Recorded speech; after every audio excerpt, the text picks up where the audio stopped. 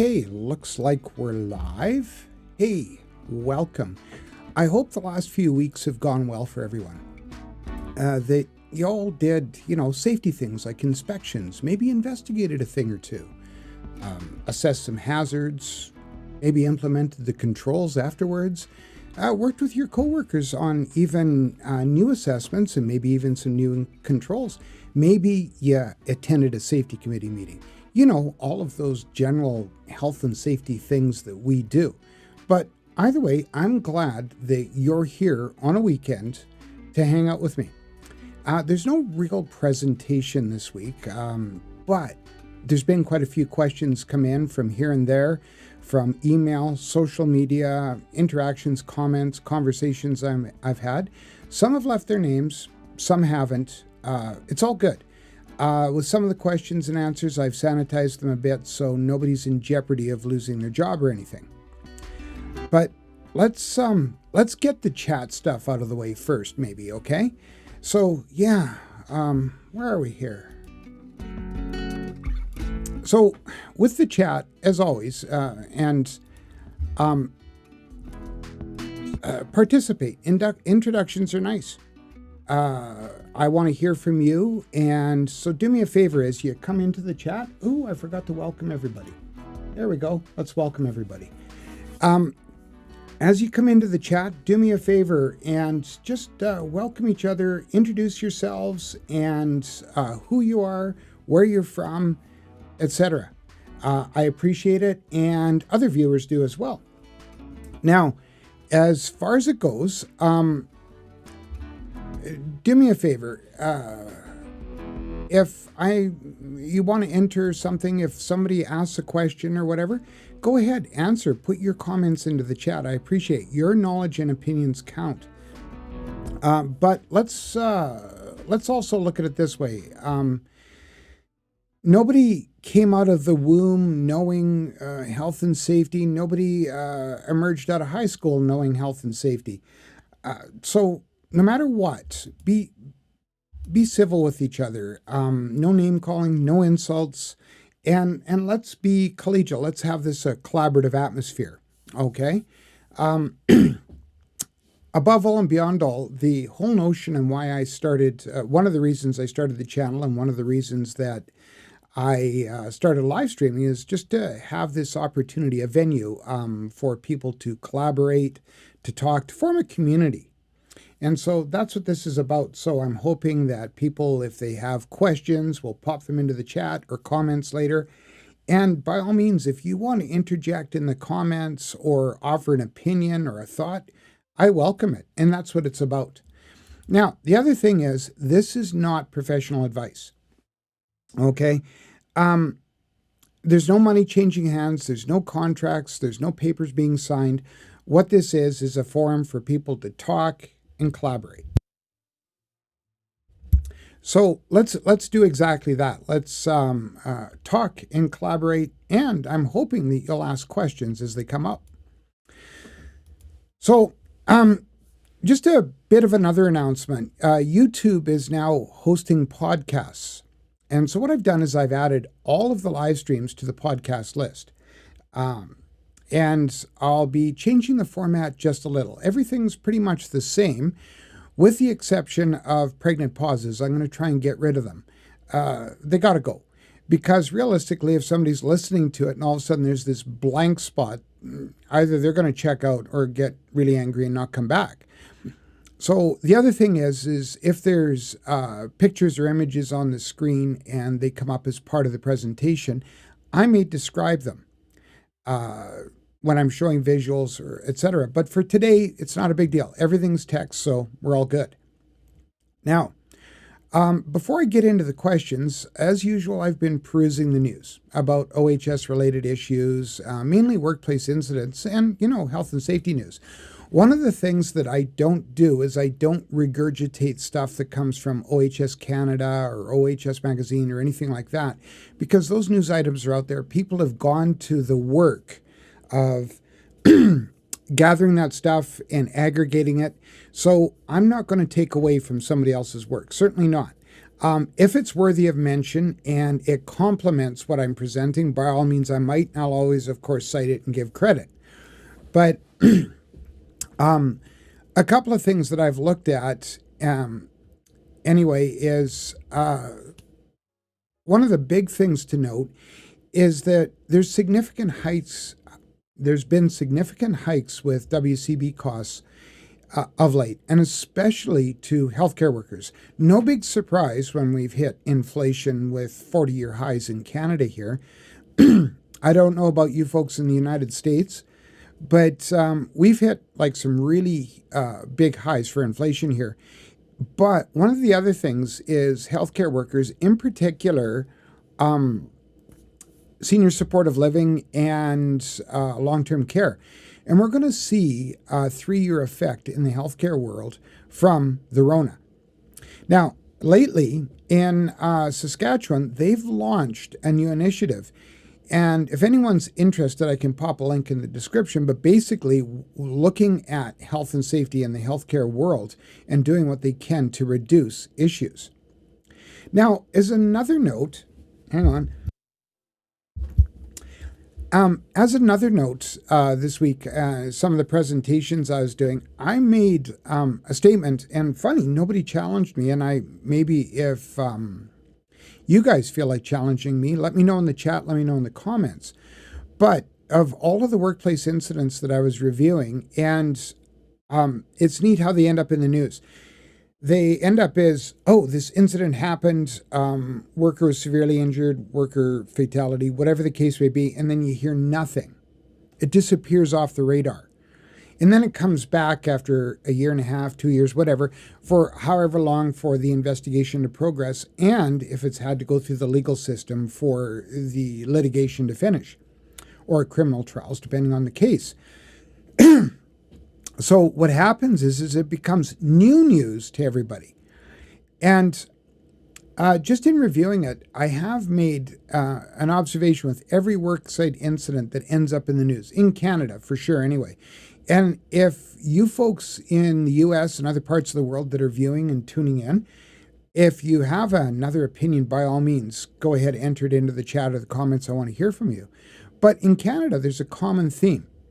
That there's no hazard assessment, or it's inadequate at least, and one or more of the worker rights have been disregarded or outright trampled. So, what are your thoughts on that? Like, usually what I see is there was an inadequate hazard assessment because there was no assessment for hazards, or the worker was not made aware of the hazards and the controls. And so if they weren't made aware of the hazards and controls, then they didn't know what to do. So it becomes one of those issues where hazards are present, no way to control it. Or, and that's part of that right to know. They have the right to know about the hazards associated with the tasks they're performing and the controls needed to mitigate the hazards. So those are the two common threads: inadequate or absent hazard assessments, and then a trampling of the workers' rights. What's sad is sometimes it's intentional by employers. So anyway, for those of you taking time to tune into the podcast afterwards, do me a favor, subscribe to the channel, and then you can return to YouTube and hit up a comment too if you like. Certainly don't want you to do it while you're driving or listening to it or whatever the case may be. If you're operating a piece of equipment or something, please make sure that your attention is not divided by me. I enjoy your attention, but not when there's other crucial things going on. It would be rather hypocritical of me. Anyway, on to the questions. So now, first question comes from, now who did it come from? I'm sorry, I've forgotten. Hold on, let me look it up. This is terrible of me, and I've forgotten. I need to look it up.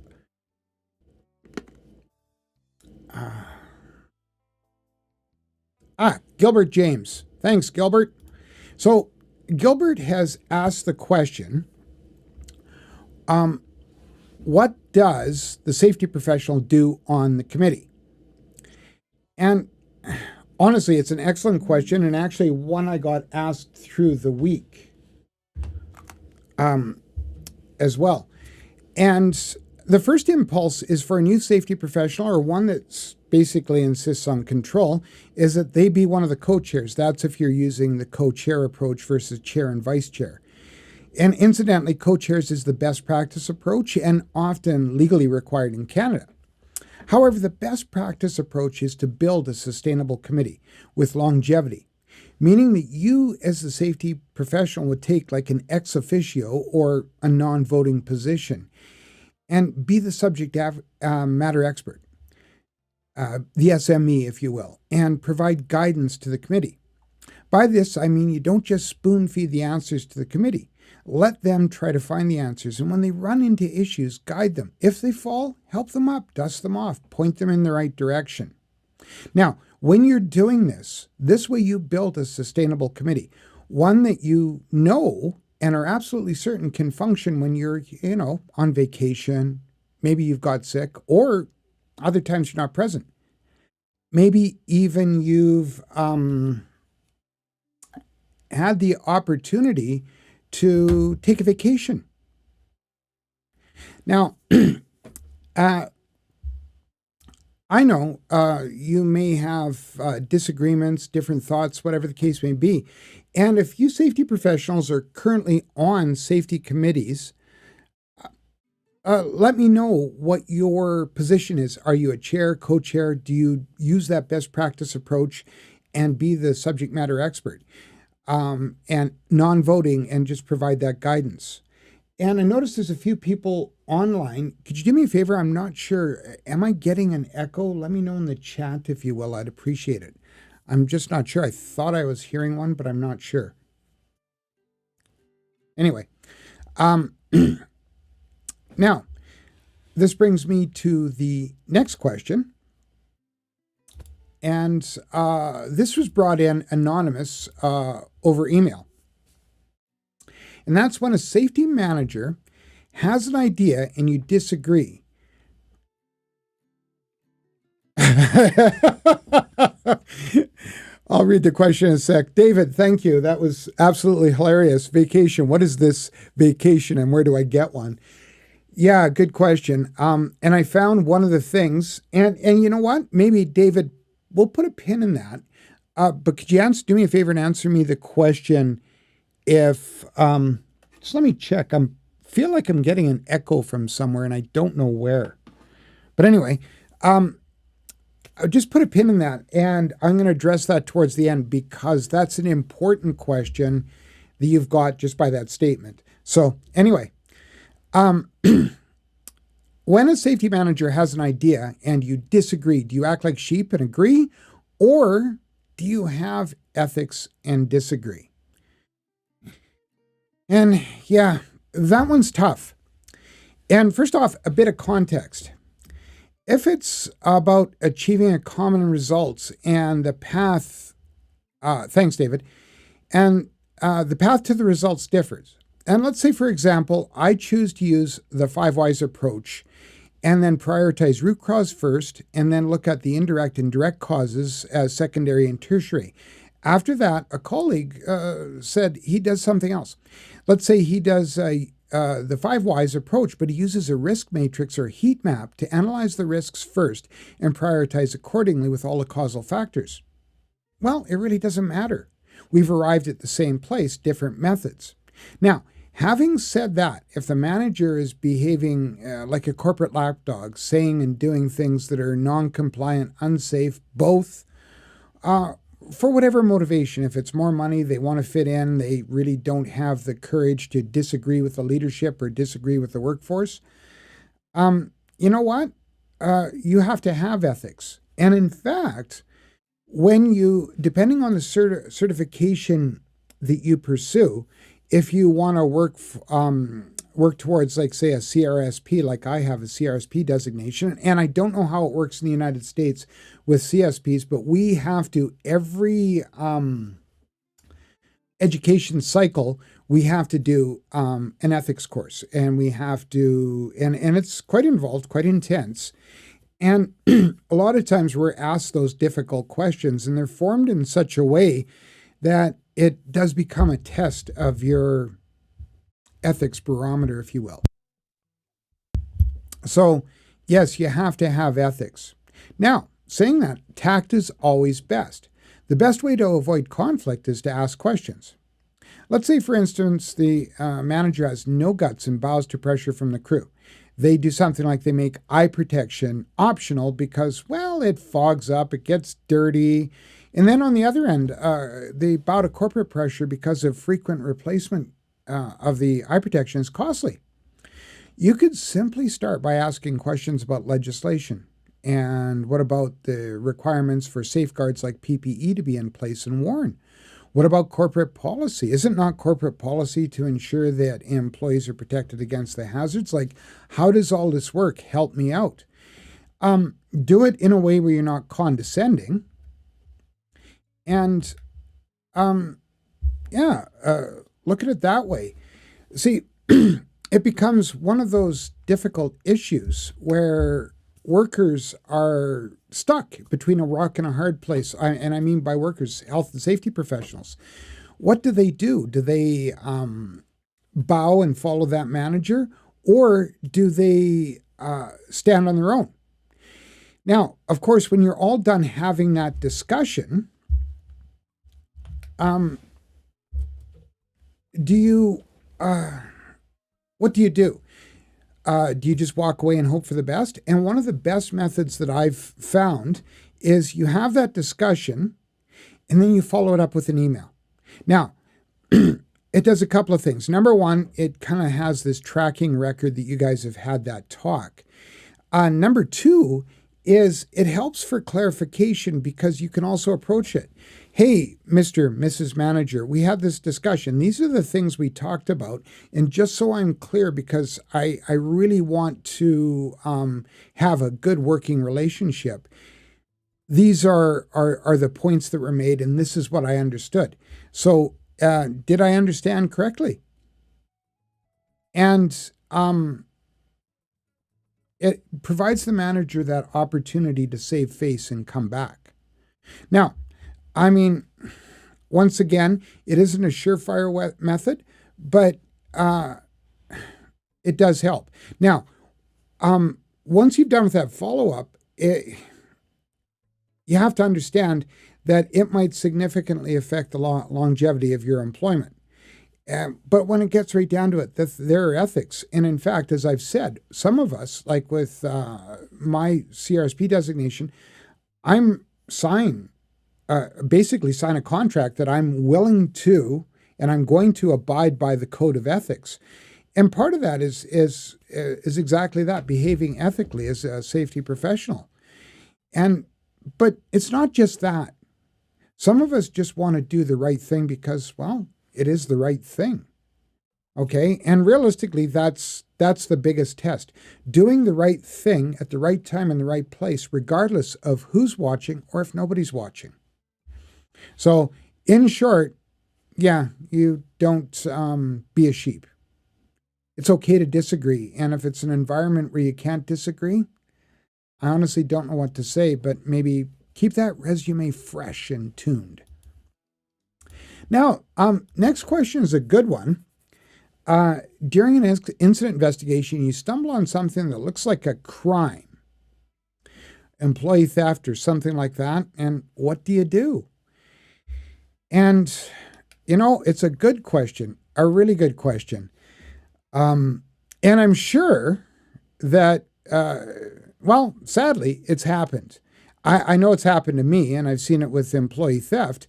And I'm sure many folks watching or listening to this will agree that it's happened at one time or another, or they've seen it happen. And if so, and you have your own story to tell, weigh in the comments. I'd appreciate it. Let me know in the chat. Feel free to reach out with social media. But here I have to say that it depends.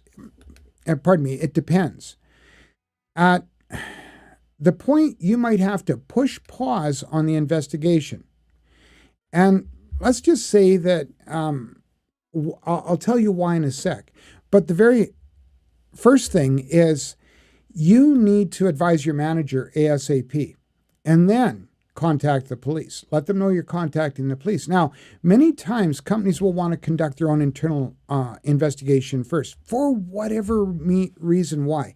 They want to avoid public embarrassment. They don't see as it's a big deal, whatever the case may be. I always want to caution against it. Now, if your organization has former law enforcement personnel or people that are actually trained investigators and experienced with criminal investigations or civil litigation, then great. But if not, it's best to let the police in on it as soon as possible. Because realistically, if you don't, you run the risk of jeopardizing an investigation, possibly even affecting whether the case can go to trial or not. Now, the consummate safety professional is one that knows when they're in too deep and they're know well enough to step aside. That's the honest truth. And I mean, by that, and it isn't just in an investigation where a crime's been committed. If all of a sudden you're knee deep in an investigation and you go, wow, I'm over my head, don't keep swimming around. That makes no sense whatsoever. Reach out, hire a third-party service provider, some professional. Like, and I've done it where I've had to hire hygiene professionals to come in and do testing because, one, I didn't have the equipment, and two, I didn't have the expertise, and three, I knew that if I mishandled this, that it could, and it wasn't just my job, it could have serious consequences, possibly legal, etc. So if you're all of a sudden get that sense you're over your head, at minimum, reach out and talk to a peer. And don't be afraid of just calling in a third party and saying, hey, going to pay you for your time. I just want to bounce something off you. I mean, realistically, that's the smart thing to do, in my mind. And once again, like I said, if you have any questions, thoughts, weigh in. I appreciate your comments. Now, next question is also a good one, too. And it's a common one. Is it necessary to know all the jobs and functions of a workplace to be an effective health and safety professional? And it's one I honestly get asked lots. Do I have to know every job? And in fact, there's organizations that insist, like say, for instance, construction, that safety professionals have to have spent several years in construction. And right now, the answer I want to give you is no, absolutely not. In fact, a lot of narrow-minded and ill-informed folks will think that. But there's 2 points here. The first being that physics, chemistry, biology are common in all workplaces. What I mean by this is people still get hurt when they fall from a height. Doesn't matter if it was a step ladder at a construction site or an extension ladder setting up or doing repairs on a rig or a piece of equipment. They also still get burned by caustics. Doesn't matter if they're cleaning toilets at a restaurant or they're doing something in a manufacturing plant. And things like molds and bacteria are still harmful. So it really doesn't matter. As long as you understand that you're going to have a learning curve, you're going to have to learn about what goes on and understand what the workers do. Now, this brings me to the second point. A good safety professional will be out in the yard or on the floor or out at the site, on the floor of the plant, learning about what is going on. Now, it doesn't mean that you don't need some familiarity with the job, but you don't need to know the intricacies of every other job. And no, you don't. Now, I recall once where I went for an interview, and there's only 2 KSA-style questions asked, like knowledge, skills, and ability, or behavioral safety questions asked. The rest was focused on why I wasn't an NCSO. Regardless of any experience I had and what I knew, it clearly wasn't enough. And it didn't matter how many residential builds I'd been around or the commercial construction experience I had. It wasn't enough. But needless to say, I'm still kind of relieved I didn't get the job. So in short, you don't have to know absolutely everything, but you best be prepared for a steep learning curve. It is good to have some familiarity. Would I go work in,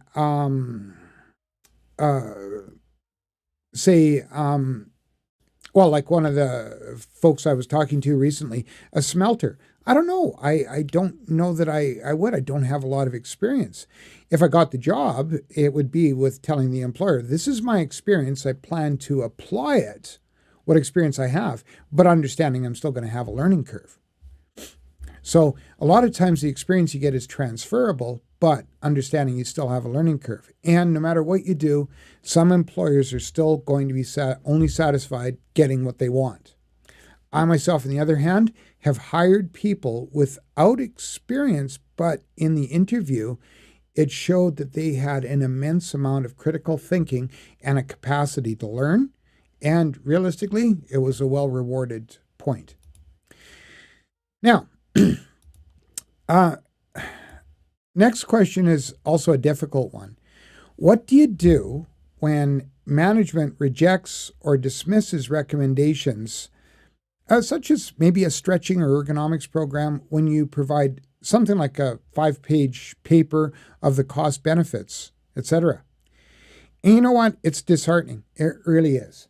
When it happens, you go to the mat with many hours spent doing the research, putting together the business case, likely cool PowerPoints, and having all your ducks in a row. And then when you're done your presentation, it's shut down. I know it hurts, but here's what you do. Save that work, file it away. It is going to come in useful. You did the work and it will come in useful. The other thing to remember is management comes and goes. Regimes change. They do. Okay, the ruling junta will be out and another one will be in. And who knows? I've actually had it happen where I've been able to resubmit a business case and it got accepted by a different manager. Now, in the same token, I've done a business case, was told to go ahead, do a request for interest in RFI, see if there was vendors that were interested. Then, even told to go to RFP, had a vendor meeting, got them to submit proposals, reviewed proposals, shortlisted, even had the vendors do demonstrations, and told the money was going to be, and then I was told, you know what, the money's going to be allocated elsewhere with a good solution add-on to an existing system, and that would be implemented. Saw it on the budget line, only to see, you guessed it, nothing, nada. But no worries. You got to realize one thing. Lessons learned are valuable. And I know that sounded really trite and cheesy, but it's the truth. Every experience you have, even the negative ones, become exactly that, experience. I quoted this Avengers line in a previous video, and I'm going to do it again. And I think it's one of the most apt pieces of wisdom I've ever heard. And it was in the Avengers movie aboard the spaceship after Thor got his ass kicked, and Loki's trying to make a deal with Thanos.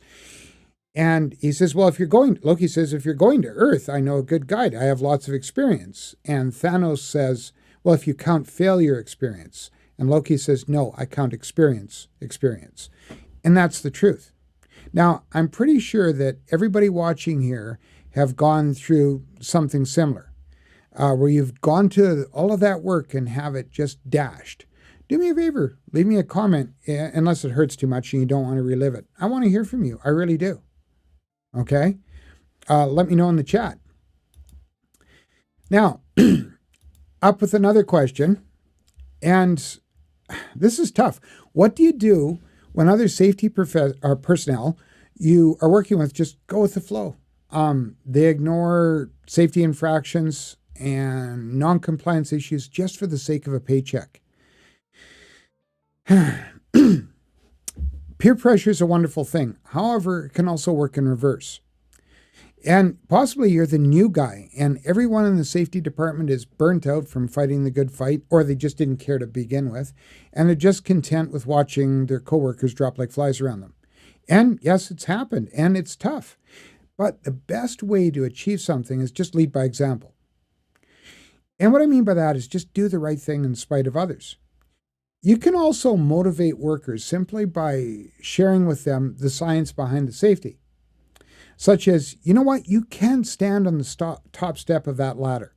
Your center of gravity doesn't have to move too far for the center plane to create a tipping hazard. And you know something? Even a fall from 6 feet is enough to shatter an elbow and possibly affect your golf swing for the rest of your life. After all, it's about perspective and motivation. So that's part of that need to get out on the floor and know the coworkers on the floor. Okay, know your coworkers at the site, and you get to know them. What are their desires? What are their pastimes? What are their motivations? Things like, hey, you know what? Injuring your back will prevent you from carrying that newborn baby you have. And once you have the ability to positively influence your coworkers, your colleagues are going to notice. But the other thing you have to remember, it doesn't happen overnight.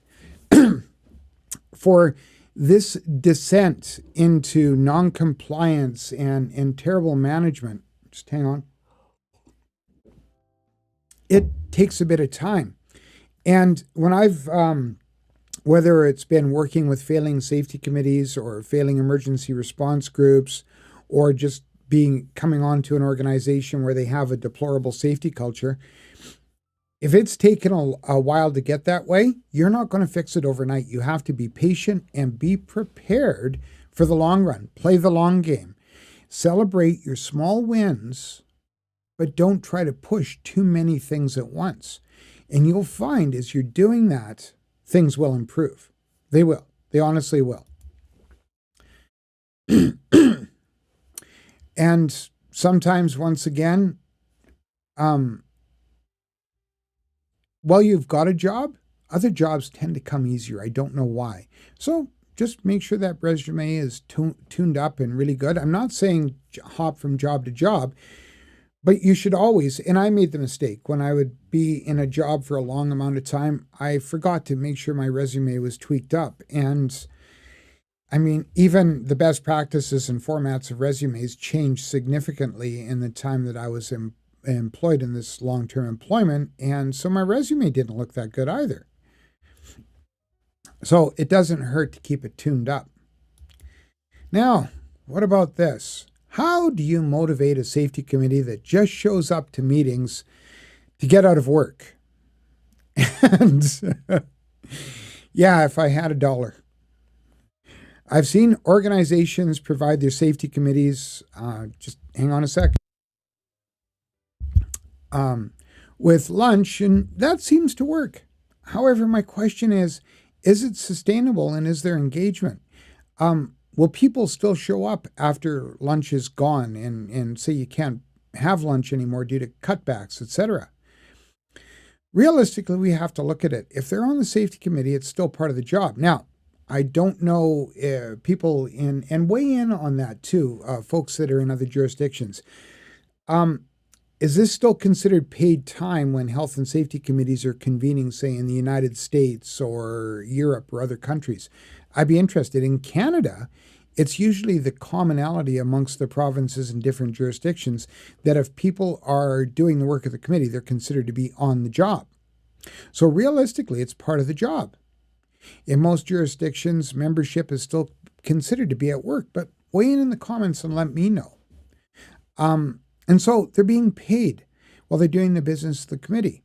So the other thing you have to do is maybe start at the bottom and remind the committee that being at the meeting is still part of their job, but it's also their opportunity to exercise one of those fundamental rights, is that right to meaningful participation in the occupational health and safety activities of the workplace. Now, at the top, it might be a different conversation, and it might take a good conversation or more than one with senior management. You might have to remind them that an engaged safety committee is essential to a robust safety culture. And an organization that has actively attuned safety culture and is making safety part of their everyday work usually tends to be more profitable. And you might have to actually do some research, and it's out there. Now, if senior management doesn't see the value in that, you might be working with a terminal safety culture and you got some work ahead of you. So it might be an idea, focus on the committee because they're going to be the ones that are going to help you out in the long run. Now, just before, well, what the heck, I just want to remind you of this. There's no magic bullet, no common answer, but there is experience. And I've learned a lot of these things through experience, the tough situations, the crappy situations. And when I was first going through them, it bothered me a lot. And I can remember a former boss of mine, hey, Murray, if you're listening, he even said to me, all of this will help you build a thicker skin so that you'll be able to see the next challenge as really no big deal other than a challenge. So he said, don't let it get to you so badly. And he's absolutely right. But on the other hand, David, when you said vacation, what is this vacation and where do I get one? Through a lot of my career, I had difficulty taking vacation. And in some ways, I still do.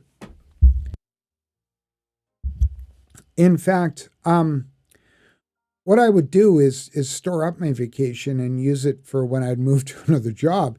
But you know what? It burns you out. It isn't any good. So you've got to figure out as a safety professional, and even in all jurisdictions in Canada, they have one common thing. There's still a minimum of 3 weeks, and it's usually in the legislation. And I know it is in Alberta. I know it is in British Columbia. I know it is in Ontario, that you have to take it. So by all means, take it. Don't look at carrying it over. Take it. Even if it's a week off at a time to work around the house. But you're not at work. You're focusing your attention somewhere else. And you'll come back to work. I can remember the same boss I just mentioned, he had been a long time without a vacation because we had some significant projects we were working on. And he came back and he said, you schedule yourself for some time off right away. He said, when I went to the gym this morning, I was even stronger. He said, we need vacations. And he's right. So as safety professionals, take a vacation. That's the time away. Even if you can't afford to go anywhere, at least set yourself up some stuff to do around the house, engage in a hobby, whatever the case may be. Hang out around town, whatever it is, but just do it away from work.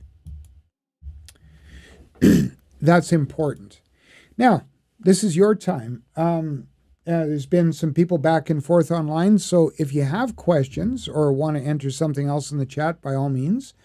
But if not, that's pretty much the questions that have come in. I've used them up. I thought I would have had more, but I didn't.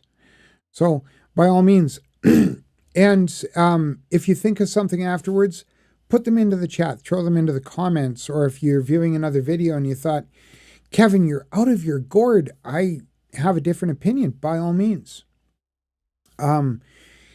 This also is if you're subscribing to YouTube Music, this podcast will be on YouTube Music as well as the rest of the live streams as well. And I do appreciate comments and interaction wherever I get it, and I try to answer all of the comments.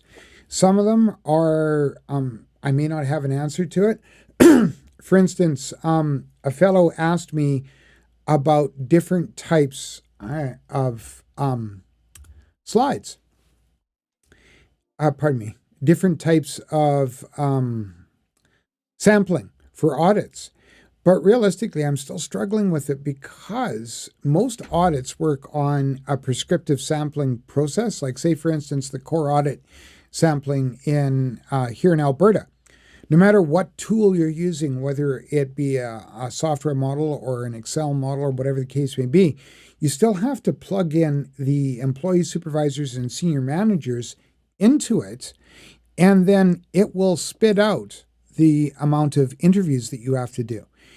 And you have to do a certain date range of assessments for the document review, and you still have to make observational tours of the areas that you're auditing. So there's still a prescriptive method. Now, within that, you can do random sampling of the documents, but then again, that random sampling becomes a bit loose. Say, for instance, you're going to look for safety committee meeting minutes, and you grab some, and find that there was no quorum in the 2 that you grabbed for the 4 committee meetings that went through the year. So you're going to grab 2 more and see, because it'll give you a better picture. And let's say the other 2 had quorum. So you're still going to list that as findings, but you went beyond your usual random sampling. So same thing with if you're doing a significant compliance audit. What are you doing the compliance audit on? So I'm working on it, and I am going to do a presentation on audit sampling and how it works, but it's maybe not quite what you want, because it's going to be different than if you were, say, random sampling for hygiene methodology. And even then, that has certain parameters around it that's pretty prescriptive as well. So anyway, there's that. I haven't got any more questions, so what I'm going to do is likely sign off. I thank you all for those of you that tuned in and joined. I appreciate it. And like I said, keep the comments coming in, and feel free to share videos and share things out to people that you feel might benefit from them. Recently I did a survey, and I found that a lot of post-secondary institutions and training organizations use some of them. So thank you for those of you that do that. But anyway, that's it for today. Thank you very much for tuning in. I want to wish you all a great, wonderful couple of weeks. I look forward to being back here in a couple more weeks and streaming again. So until we see each other again, I really hope we do. Still be that safety leader, be that safety influencer. Provoke safety, whether it's by asking questions or being quiet and leading by example. Okay? So take care. Bye for now.